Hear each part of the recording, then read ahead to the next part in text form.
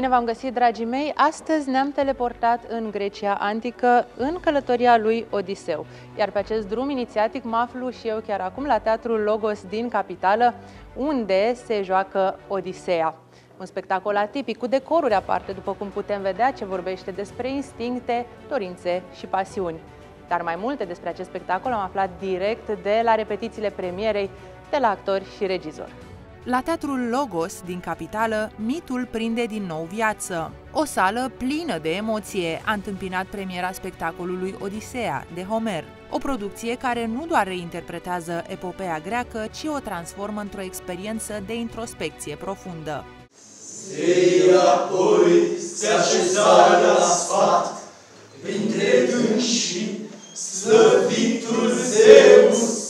Povestiți-mi despre personajul pe care îl interpretați în acest spectacol. E foarte simplu. Sunt doar vreo 200 și ceva de cărți de citit despre și puțină mitologie greacă. Cât timp ați citit acele 200 de cărți de istorie? Când ați început? La 5 ani, când bunicul meu m-a învățat să scriu și să citesc, și fiind profesor de română, nu am citit 200 de cărți de istorie, dar am citit un pic de filozofie, am citit un pic din autorii greci. Lăsând gluma la o parte, să-l cunoaștem pe Odiseu într-un foarte scurt rezumat. Odiseu este cam primul om care aduce gândirea clară, trează, combinatorie, logică în omenire. E unul dintre primii atestați istorici care s-au folosit de viclenie, calul troian. Faimoasa legenda calului troian. Noi pe acolo încercăm să mergem să vedem tranziția între epocile de cultură ale omenirii. Cum au fost oamenii într-o perioadă, cum a fost în altă perioadă. Ciclopul, spre exemplu, pe care Odiseu îl întâlnește, este reprezentantul unei epoci mai vechi, unei epoci mai barbare, mai rudimentare. Nu îl interesează de Zeus, nu îl interesează de nimic decât de propria persoană. Vreo 2000 și ceva de ani mai târziu, noi încă mai avem ciclopi prin omenire. Povestea ilustrează întoarcerea lui Odiseu către casă, în insula Itaca, după încheierea războiului troian relatat în Iliada. Călătoria durează 10 ani, timp în care casa lui este ocupată de pețitori care o presează pe Penelopa să-și aleagă un nou soț.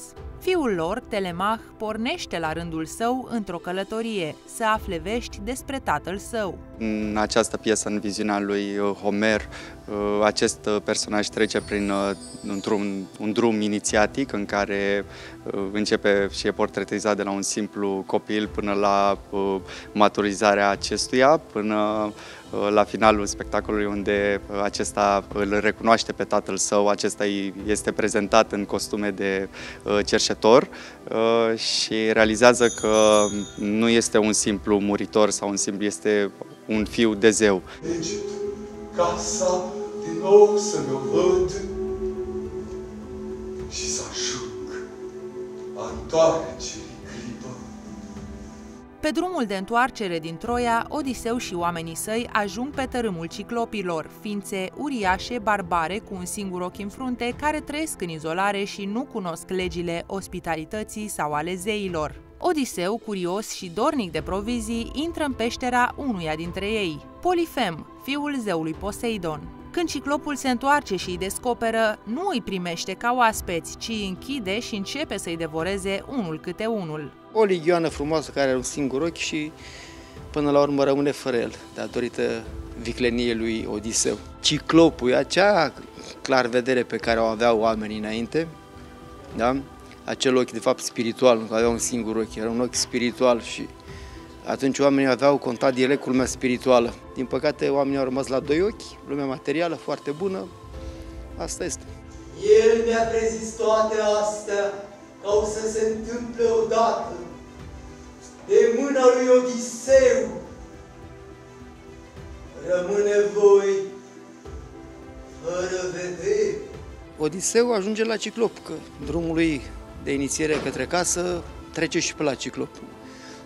Trebuia să rupă această legătură a oamenilor cu lumea spirituală, pentru că trebuia să vină să apară gândirea la oameni. Ce vrea să reprezinte acest covor de culori din mijlocul nostru? Văd că și așezarea în sală este una atipică. Da, păi ce să zicem, sunt valurile vieții a lui Odiseu, de la Troia până acasă, unde întâlnim și pe Scila și pe Caribda. Vă dați seama, a venit de la Troia, mult sânge și pe drum aici și pierde mulți oameni, inclusiv la Ciclop.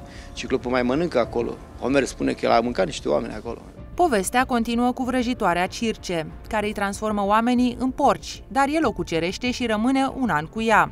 Apoi călătorește în lumea morților pentru a afla cum să ajungă acasă. Cântecul sirenelor nu îl omoară, întrucât îl ascultă legat de catarg. Imediat după sirene însă, Odiseu trebuie să navigheze printr-o strâmtoare periculoasă, unde pe de o parte se află Scila, un monstru cu 6 capete care mănâncă oameni, iar pe cealaltă Charybda, un vârtej care înghite întreaga corabie. Cu sacrificiul minim, Odiseu și oamenii săi ajung pe insula Trinacria, locul unde pășteau boii sacri ai zeului Helios, personificarea soarelui. Deși Odiseu primise un avertisment clar să nu se atingă de animalele sacre, echipajul flămând cedează tentației. Drept pedeapsă, Zeus trimite o furtună cumplită care distruge corabia și omoară tot echipajul. Odiseu este singurul care scapă, ajungând în cele din urmă pe insula nimfei Calipso. Iar Odiseu cel viclean îmi ești, acela ce-mi spuse odată Hermes, cel mai tare ca Argos, că nu va veni până în pace în calea lui de la Troia spre casă cu nava cea infe. Rolul ei pentru Odiseu e unul destul de profund. E o treaptă înaltă de inițiere a lui Odiseu, în care ea înțelege dacă e pregătit sau nu să meargă acasă, adică acasă însemnând în lume, nu neapărat la Penelopa, dacă conștiința lui e trează. Odiseu ajunge acasă în chip de cerșetor, dar într-un final reușește să ucidă toți pețitorii și să se regăsească cu Penelopa. Știți legenda Penelopei? Ziua țese o pânză, iar noaptea o desface. De fapt, ea preia toate fricile, toate blocajele oamenilor, toate păcatele și iar noaptea le sublimă prin vis și le desface. Deci, atâta vreme cât există Penelopa, există o șansă ca oricând să o luăm pe calea cea bună. Ea îl așteaptă și este statornicia, îl așteaptă să se întoarcă, nu cedează ispitelor.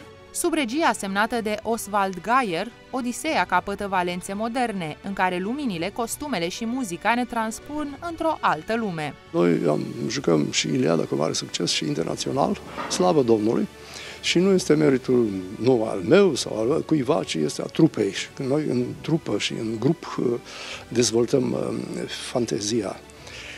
După Iliada trebuia obligatoriu să venim și cu Odiseea, pentru că trebuia să ajungă și Odiseul acasă odată, totuși, că numai să stea în continuare după 11 ani la Troia. Dar ne-am împiedicat foarte tare de drumul lui spre casă, pentru că drumul lui spre casă este neveridic un Odiseu să nu cunoască drumul spre casă. Și scena, și muzica, și covorul ăsta, și culorile, tot, ca să ilustrăm. Arta trebuie să facă vizibil, ca să facem vizibil un lăuntric extrem de variat și extrem de bogat a personajelor care apar. Al nostru, dacă așa le drag fericiților zei ca acum, să se întoarcă Odiseul el la sine acasă. Sunt Ahile, sunt Zeus, sunt unul din pețitori și sunt unul din tovarășii de drum al lui Odiseu. Cum a fost pregătirea pentru toate aceste roluri? Repetițiile durează undeva jur de 6 luni, poate și mai mult, dacă este cazul. Și am avut timp să trecem prin toate aceste etape și zone prin care personajele noastre călătoresc în această epopee. Zeus, părinte, de-ar fi ce grăit a el totul să facă, mândru al cinou, de-ar fi peste tot peste glia mănoasă, slavă să aibă nestinsă, iar eu să ajung iar acasă.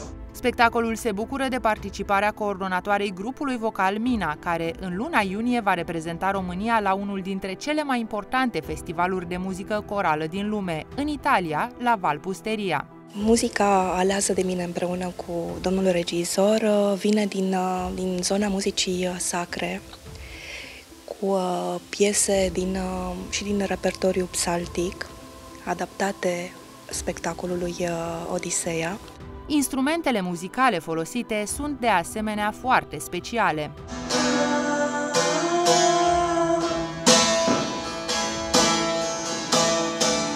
E un pic specific pentru că instrumentul ăsta, chiar dacă vine din Turcia acum, e foarte aproape de instrumente folosite în Grecia antică.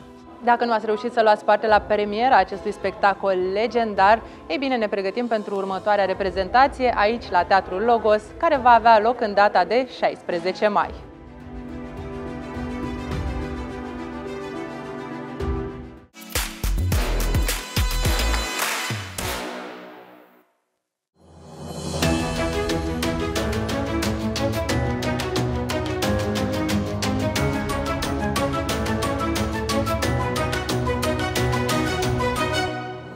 Da, e o fată frumoasă, ok.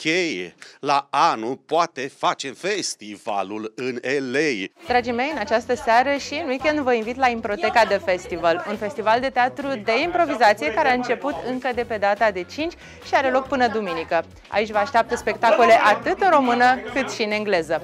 Haideți să stăm de vorbă cu organizatorii și cu participanții să aflăm exact despre ce este vorba. 3, 2, 1... Impro! Am venit să luăm pulsul, așa cum vă spuneam, încă de la primele repetiții, iar alături de mine l-am pe Andrei Bratu, fondator al Improteca. Bine te-am găsit! Bine ați venit la festival! Vreau să te întreb, în primul rând, cum a luat naștere acest proiect, Teatrul Improteca, și dacă festivalul este la prima ediție sau mai fost? Este prima ediție a festivalului. Teatrul Improteca însă a fost înființat în 2018, înainte de pandemie, iar acum ne-am revenit după toată situația și în sfârșit facem primul festival. Organizăm un prim festival din fonduri proprii, prima ediție.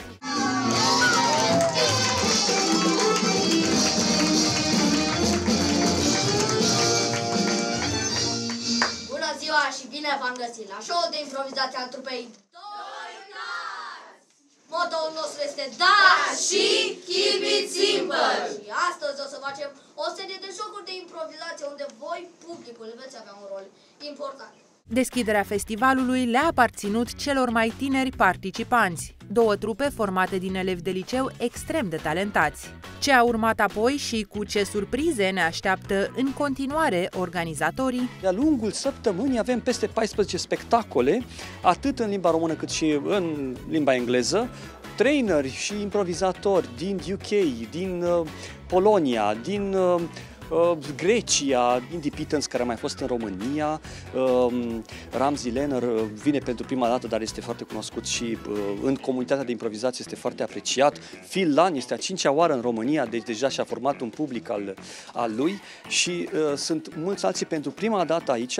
Deci ce vă recomand este să-i vedeți pe toți la oaltă. Să facem cunoștință cu fiecare în parte. I'm Cindy Pittens. I'm from the Netherlands.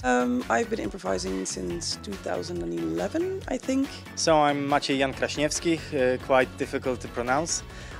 I'm from Poland, Warsaw, and I do mime and physical theater, and I use it in improv, and I teach it also.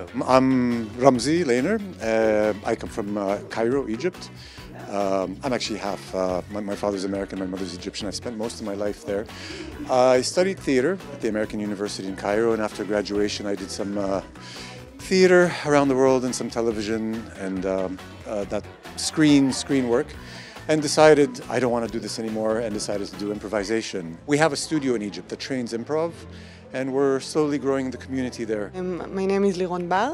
I am from Tel Aviv and now I live in Athens. I'm an improviser, I'm an actor, performer, clown. I love physical theater. So for how long you are doing this? Improvising? Yeah, more than a decade, maybe 15 years already. E foame. S-a dus ăla de mâncare, îmi pare rău, trebuie să te culci. Hai, Gabriel, hai. Cine zice? Regulamentul de părinți, l-am citit eu. E protecția copiilor. Stai. Ia, ce-ți face protecția la căminat? Alo? O să-ți fie dor de mine, ia. Alo, mă ia de mână. Nu e adevărat. Uite, o să-mi video. Nu, ce? Ia. Cu toții sunt pregătiți atât să încânte publicul cu numere fascinante de improvizație, dar au pregătit și cursuri dedicate atât profesioniștilor cât și amatorilor. There's a longer workshop of 2 afternoons.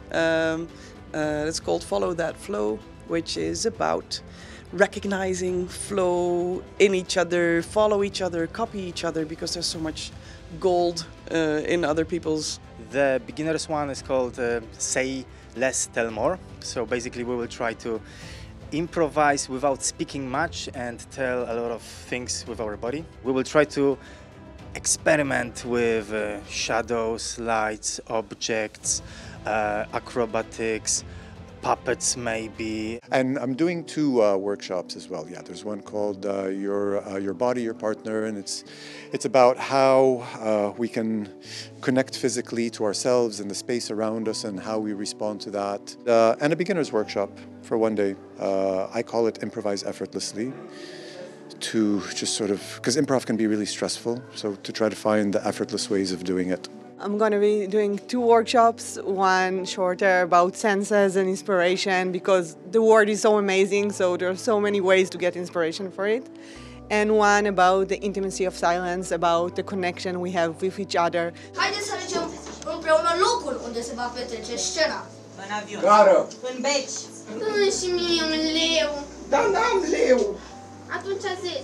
Să ne concentrăm așadar atenția și către artiștii noștri autohtoni. Iulian Sfircea este absolvent UNATC, actor și improvizator cu o experiență de 12 ani pe scenă și sute de spectacole la activ. Am urcat și pe scenă și văd că deja a venit și publicul. Iulian, eu îți spun sincer că am emoții să fiu așa în fața oamenilor. Povestește-mi tu ce înseamnă teatru de improvizație, cum e, tu ești și actor, tu faci lucrul ăsta de foarte mulți ani.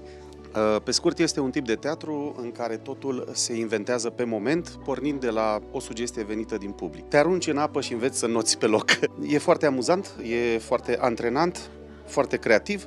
La fel ne asigură și artistul egiptean. To our shows, it's great, it's wild, we don't know what's going to happen, it's unpredictable, it's fun, so we hope to see you guys here. Dar am vrut să ne convingem cu ochii noștri și să fim chiar parte al unui moment inedit de improvizație.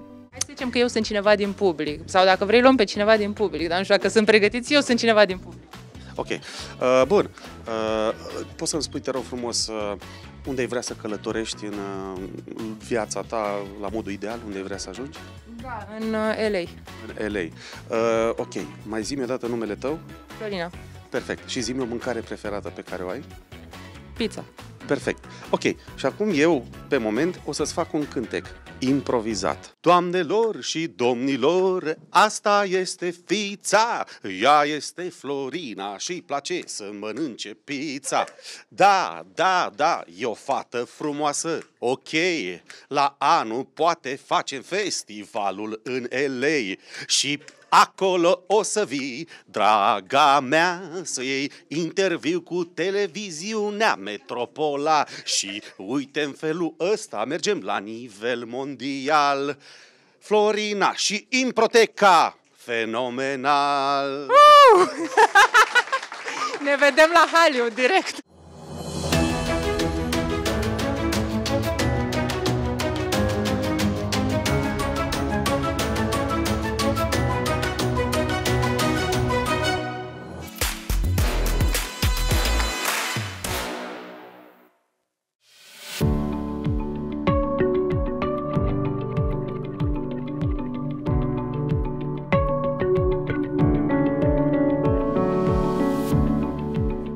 Dragii mei, astăzi vă invit la Facultatea de Psihologie și Sociologie din cadrul Universității Spiru Haret, unde vă așteaptă să descoperiți expoziția Cronotipii.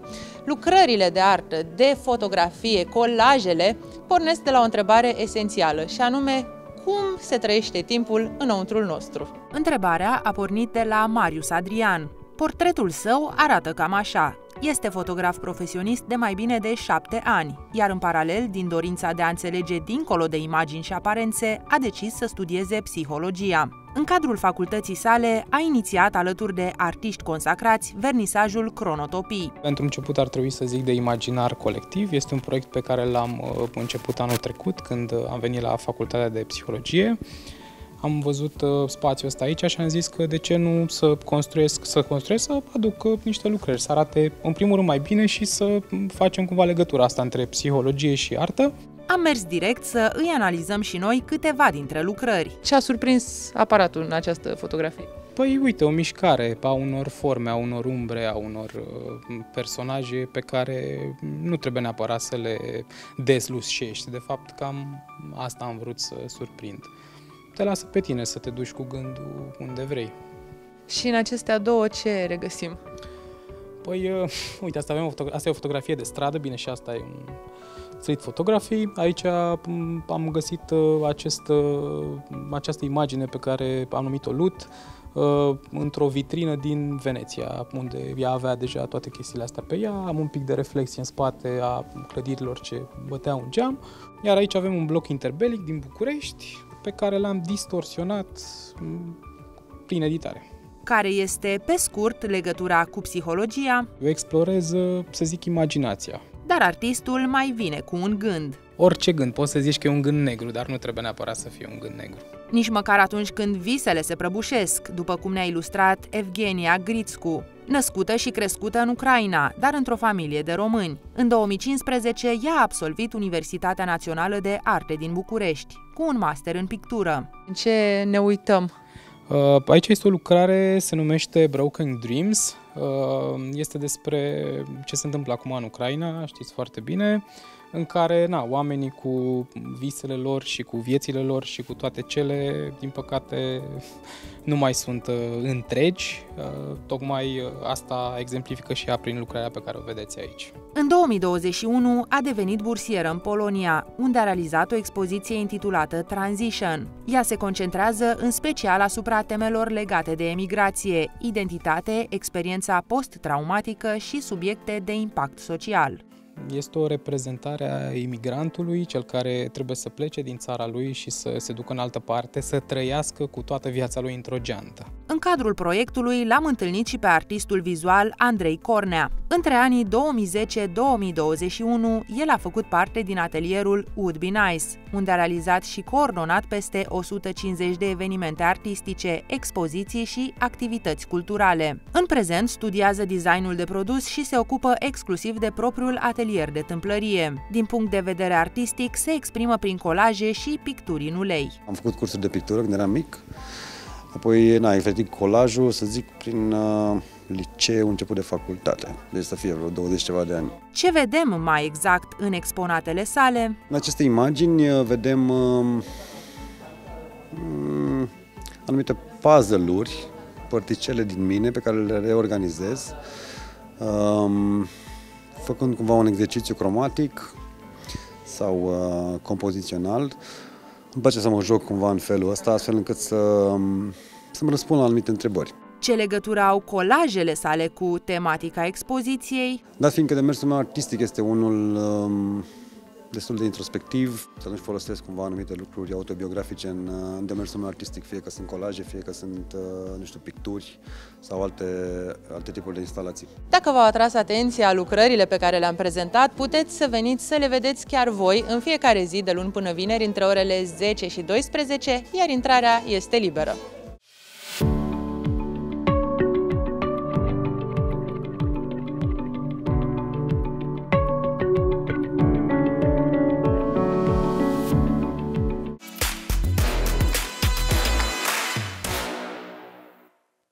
Dragii mei, nu uitați că, așa cum v-am spus și data trecută, în acest weekend se dă startul celei de-a 14-a ediție a semimaratonului București. Dacă nu ne vedem acolo, sper să-mi țineți pumnii la cursă. Iar până atunci, haideți să dăm o tură și pe la alte evenimente, atât din capitală cât și din întreaga țară. În această seară sărbătorim Ziua Europei cu un concert simfonic la Ateneul Român al Filarmonicii George Enescu. Tot în acest weekend, după ce alergăm, mergem și să mâncăm și să bem ceva bun la Bazar pe Victoriei. Bulevardul Chiselef devine de asemenea gazda Festival de Bine, unde vor fi implicate și numeroase asociații de voluntariat, dar avem de asemenea și street food și muzică live. Ziua Europei se sărbătorește prin muzică live, dans, momente artistice, street acting și la Brașov, în Piața Sfatului, în perioada 9-11 mai. Apoi, luni, pe data de 12 mai, tot la Brașov, mergem la Teatrul Sica Alexandrescu, unde avem spectacolul Regina Mamă, cu Oana Pelea și Marius Manole. Street Food Festival revine și la Cluj în perioada 8-11 mai, unde vă așteaptă muzică live și, bineînțeles, mâncare delicioasă, dar și o atmosferă inconfundabilă. Clujenii sunt așteptați pe platoul Sălii Sporturilor Horia Demian. Pe 10 și 11 mai, ieșenii sunt invitați la Czech Art Festival. Arta va prinde cele mai surprinzătoare forme, de la statui vivante, la mimi care spun povești fără cuvinte și marionete, dar avem de asemenea muzică live și mâncare delicioasă. Totul la Palace Iași. Și tot pe 10 mai, în Parcul Copou, între orele 15 și 22, avem Festivalul Luminii, bucuria lucrurilor mărunte. Alerg acum să descoper și alte evenimente care mai interesante pentru săptămâna viitoare. Până atunci sper să aveți parte numai de zile cu soare și cu voie bună. Eu sunt Florina și vă aștept în fiecare vineri de la ora 16:30 pe Metropola TV ca să știi ce vedem.